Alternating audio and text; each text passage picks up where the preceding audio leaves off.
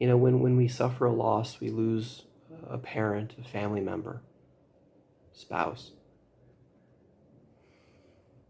There's a lot of unfinished business.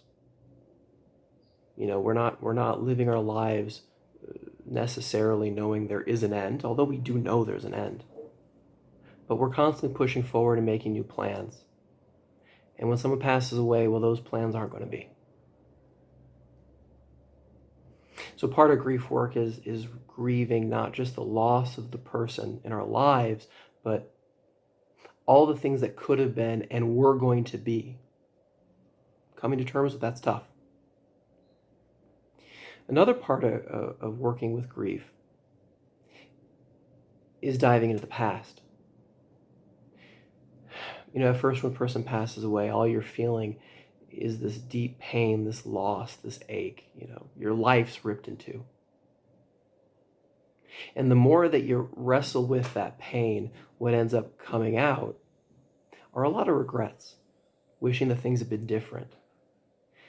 And a lot of people are even surprised that as they're wrestling with that past, there's feelings of anger that come up. Why was he always this way? I was cheated by her because she wasn't that way. And that complicates the grief even more. And so grief work is all about honoring the past, honoring that future, being able to try and hold it more gently, less rigidly, to try and slip away from shoulds and ought to haves, to the deep feeling of sadness and loss that really is there, and being able to hold that, contain that, give meaning to that, give purpose to that, and start to figure out at a later stage, well, what do I do with all this? Where do I go in my life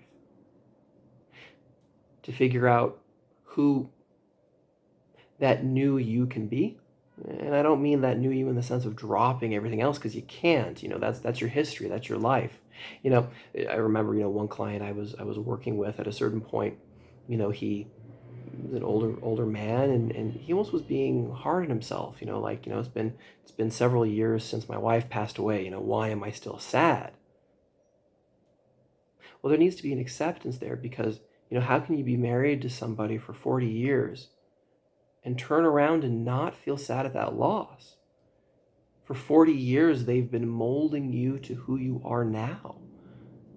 You can't get rid of that.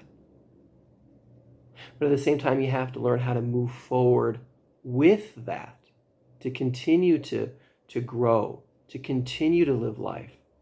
Because one thing's for sure, that person who passed away, the last thing they would want for you is for you to stop living yourself.